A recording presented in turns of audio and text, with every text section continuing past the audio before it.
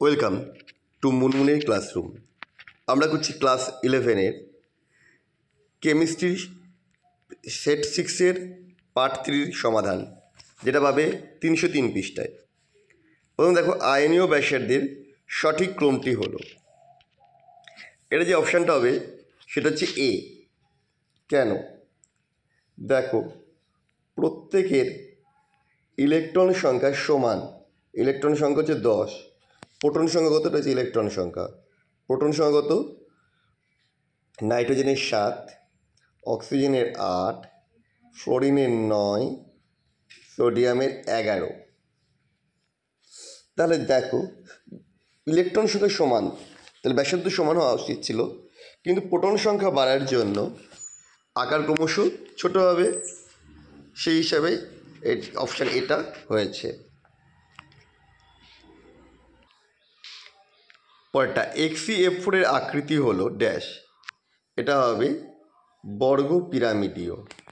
কেন না, এক্সির গঠন হচ্ছে এরকম, এক্সির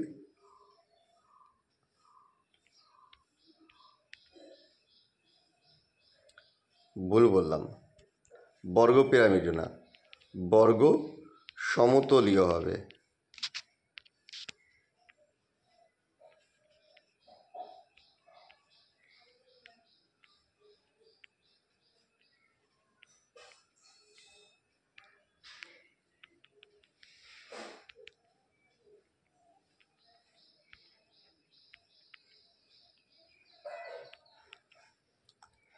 এই যে আমরা রেখাটা পাচ্ছি, এখানে দেখতে পাচ্ছি এর আকৃতি হচ্ছে বর্গ সমতলীয়।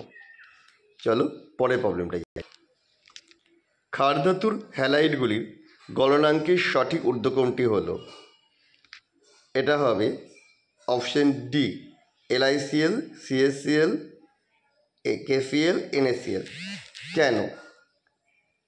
কারণ হচ্ছে আমরা জানি গ্রুপের ওপর থেকে নিচে নামলে পরমাণুর আকার বৃদ্ধি পাবে।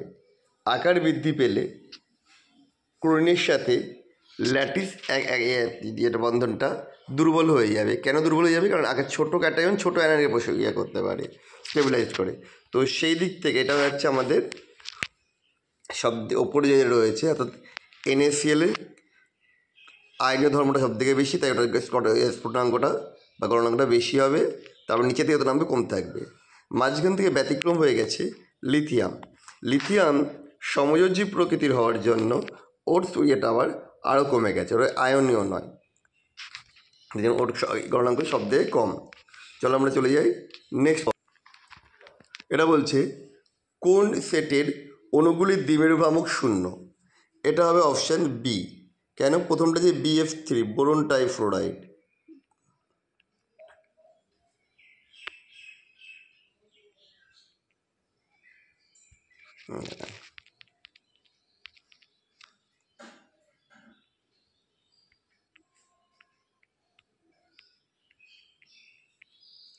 এই দুটো দ্বিমেরু ভ্রামক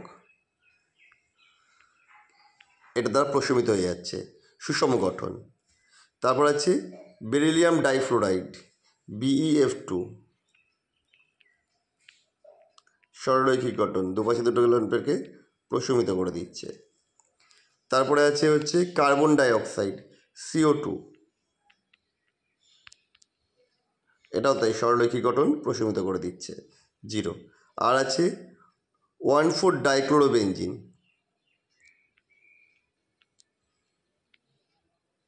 1,4, এই যে দুটো বিপরীত দিকে হয়ে যাচ্ছে 180-তে, সেই জন্য এটাও 0 হয়ে যাচ্ছে। সেই জন্য হচ্ছে আমাদের অ্যান্সার অপশান বি। চলো নেক্সট। জলে স্ফুটনাঙ্ক তরল HF-এর তুলনায় বেশি, কেন না? যেটা হচ্ছে অপশান ডি হবে, জলে হাইড্রোজেন বন্ধনের সংখ্যা HF-এর তুলনায় বেশি হয়, সেই কারণেই জলের একটা ইয়েটা বেশি হবে, স্ফুটনাঙ্কটা বেশি হয় HF-এর তুলনায়। একটা হচ্ছে 19.5 HF-এর, জলের হচ্ছে 100°C। পরেরটা বন্ধনক্রম। বন্ধনক্রম কত হবে? এটা হচ্ছে অপশান হয়ে যাবে বি। কেন? Ag2 মানে নিষ্ক্রিয় গ্যাস ছিল 0, এবং এর যদি আমরা দেখি এটা আসবে sigma 1s2 sigma star 1s2। আর তাহলে নাম্বার হবে bonding electron minus antibonding electron 0 হয়ে যাচ্ছে। সেই জন্য হিলিয়ামের ক্ষেত্রে কী আসছে, হিলিয়ামের ক্ষেত্রে আসছে এটা 1 হয়ে যাচ্ছে, এই যে প্লাস এক ইলেকট্রন বেরিয়ে গেছে। তাহলে সেক্ষেত্রে হচ্ছে কত, 2 মাইনাস 1/2 মানে 1/2 মানে হচ্ছে 0.5।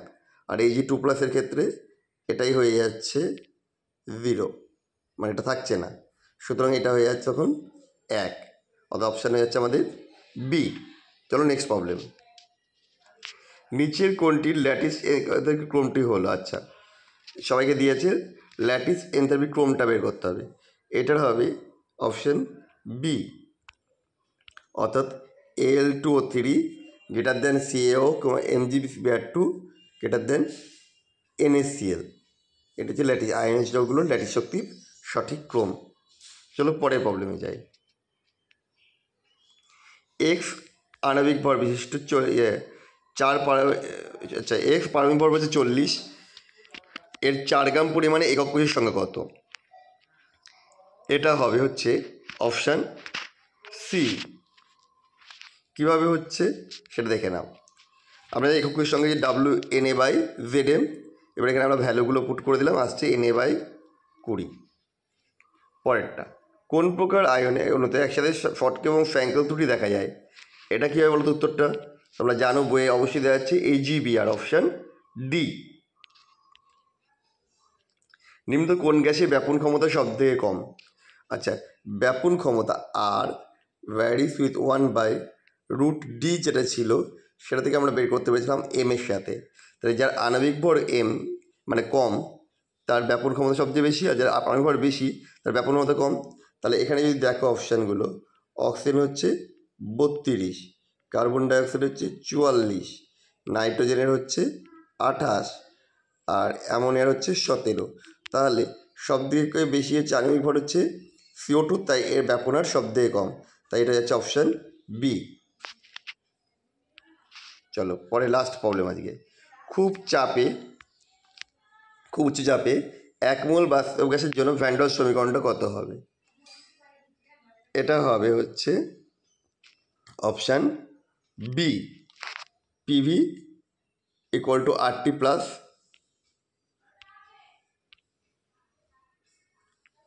PV। কী করে আসছে না, P plus A/V² into V minus B = RT।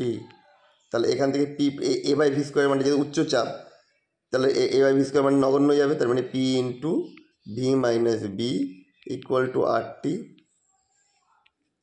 তাহলে এটা করলে কী আসছে, যে ইয়ার তুলনা গুণ করে দাও, তাহলে PV মাইনাস PB = RT বা